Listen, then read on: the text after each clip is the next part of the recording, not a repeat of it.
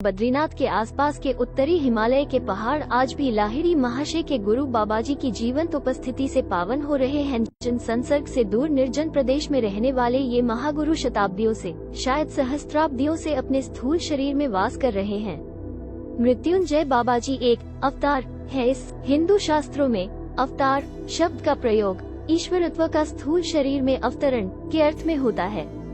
बाबाजी की आध्यात्मिक अवस्था मानवीय आकलन शक्ति से परे है। श्री युक्तेश्वर जी ने एक दिन मुझे बताया, मनुष्यों की अल्प बुद्धि को उनकी परात्पर अवस्था का ज्ञान कभी नहीं हो सकता।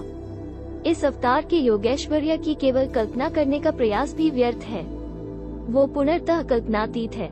451 उपनिषदों में आध्यात्मिक उन्नति की प्रत्येक अवस्था का सूक्ष्माति सूक्ष्म वर्गीकरण किया गया है। सिद्ध पुरुष जीवन मुक्त अवस्था, जीवित अवस्था में मुक्ति लाभ से आगे बढ़ने पर परामुक्त अवस्था, संपूर्ण मुक्त मृत्यु पर विजय में प्रवेश करता है। परामुक्त पुरुष माया के नागपाश और जन्म मरण के चक्र से पुनर्तः मुक्त हो चुका होता है। इसलिए परामुक्त कदाचित ही पुनः स्थूल शरीर धारण करता है, और यदि वो पुनः जन्म ले ही लेता है तो संसार पर ईश्वर की आशीर्वाद वर्षा का माध्यम बनकर आता है। उसे ही अवतार कहते हैं। अवतार पर सृष्टि के जो योगी कोई नियम लागू नहीं होते। उसका शुद्ध शरीर प्रकाश की मूर्ति है। उस पर प्रकृति का कोई ऋण नहीं होता। कोई नियम लागू नहीं होते। उसका शुद्ध शरीर प्रकाश की मूर्ति मात्र होता है। उस पर प्रकृति का कोई ऋण नहीं होता। सामान्य दृष्टि को अवतार के शरीर में कोई असाधारण बात नजर नहीं आती, परंतु कभी कभी प्रसंगानुरूप उस शरीर की न तो छाया पड़ती है, न ही जमीन पर पदचिह्न बनता है।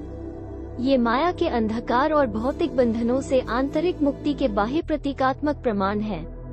केवल ऐसा भागवत पुरुष ही जीवन और मृत्यु की परस्पर संबद्धता के पीछे विद्यमान सत्य को जानता है। प्राचीन भारत में कृष्ण, राम, बुद्ध तथा पतंजलि जैसे अवतार हुए। दक्षिण भारत के एक अवतार अगस्त्य पर विपुल काव्य साहित्य की रचना हुई है। उन्होंने ईसा के पूर्व और ईसा के बाद की अनेक शताब्दियों में अनेक चमत्कार किए हैं, और उनके विषय में यह मान्यता है कि वे आज भी सशरीर इस संसार में विद्यमान हैं।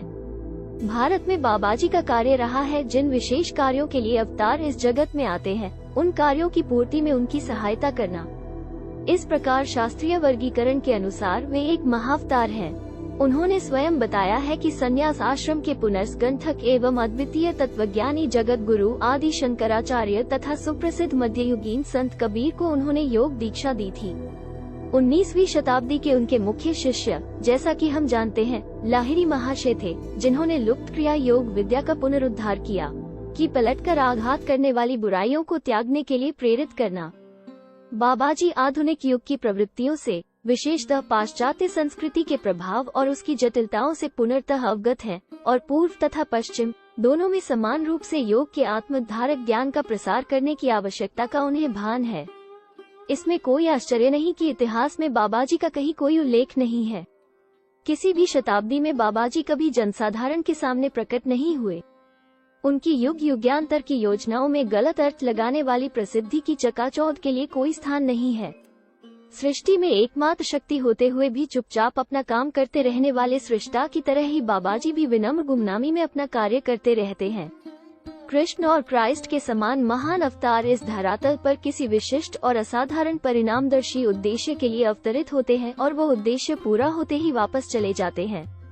बाबाजी जैसे अन्य अवतार इतिहास की किसी प्रमुख घटना से संबंधित कार्य को नहीं, बल्कि युग युगों में धीरे धीरे होने वाले मानव जाति के क्रम विकास से संबंधित कार्य को अपने हाथ में लेते हैं। ऐसे अवतार सदा ही जनसाधारण की स्थूल दृष्टि से ओझल रहते हैं, और वे जब चाहे अपनी इच्छानुसार अदृश्य होने की सामर्थ्य रखते हैं। इन कारणों से तथा साधारणतया वे अपने शिष्यों को अपने विषय में गुप्तता रखने का आदेश देते हैं। इसलिए अनेकानेक विराट आध्यात्मिक महापुरुष संसार के लिए अज्ञात ही बने रहते हैं।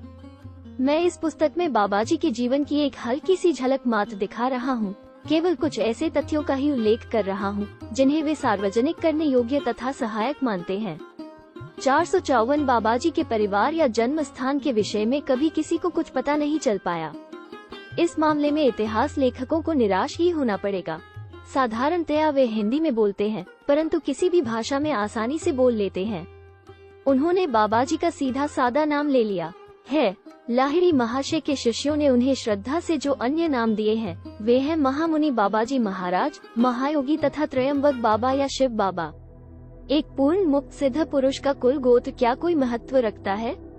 लाहिड़ी महाशय कहा करते थे, जब भी कोई श्रद्धा के साथ बाबाजी का नाम लेता है उसे तत्क्षण आध्यात्मिक आशीर्वाद प्राप्त होता है। अमर बाबाजी के शरीर पर आयु का कोई लक्षण दृष्टिगोचर नहीं होता। वे अधिक से अधिक 25 वर्ष के युवक दिखते हैं। गौरवर्ण मध्यम कद काठी के बाबाजी के सुंदर बलिष्ठ शरीर पर सहज ही दिख पड़ने योग्य तेज है। नेत्र काले, शांत और दयार्द्र हैं। उनके लंबे चमकीले केश ताम्रवर्ण के हैं। कभी कभी बाबाजी का चेहरा लाहिड़ी महाशय के चेहरे से मिलता जुलता दिखाई देता है। कभी कभी तो दोनों में इतनी स्पष्ट समरूपता दिखाई देती थी कि उत्तरवर्ती आयु में लाहिड़ी महाशय को कोई भी युवा दिखते बाबाजी के पिता समझ लेता।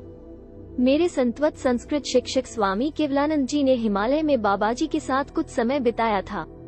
उन्होंने मुझे एक दिन बताया, अद्वितीय महागुरु अपने शिष्यों के साथ पर्वतों में एक स्थान से दूसरे स्थान भ्रमण करते रहते हैं।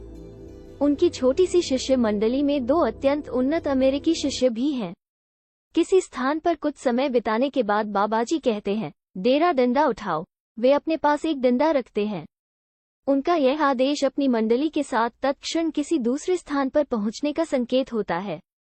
वे हमेशा ही एक स्थान से अदृश्य होकर दूसरे स्थान पर प्रकट होने की इस पद्धति का उपयोग नहीं करते।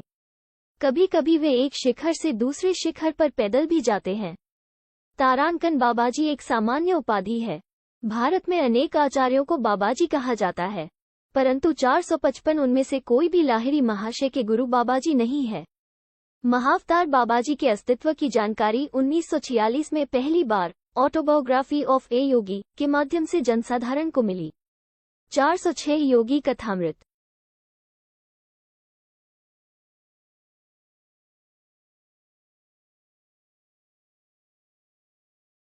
जब बाबाजी की इच्छा होती है तभी उन्हें कोई देख या पहचान पाता है। उन्होंने विभिन्न भक्तों को कीचक से परिवर्तन के साथ भिन्न भिन्न रूपों में दर्शन दिया है, कभी दाढ़ी मूछ के साथ तो कभी दाढ़ी मूछ के बिना। उनकी अक्षय देह के लिए किसी आहार की आवश्यकता नहीं पड़ती, इसलिए कदाचित ही कभी वे कुछ खाते हैं। हाँ, शिष्यों को जब वे दर्शन देते हैं तब लौकिक शिष्टाचार के रूप में कभी कभी फल या चावल की खीर स्वीकार कर लेते हैं।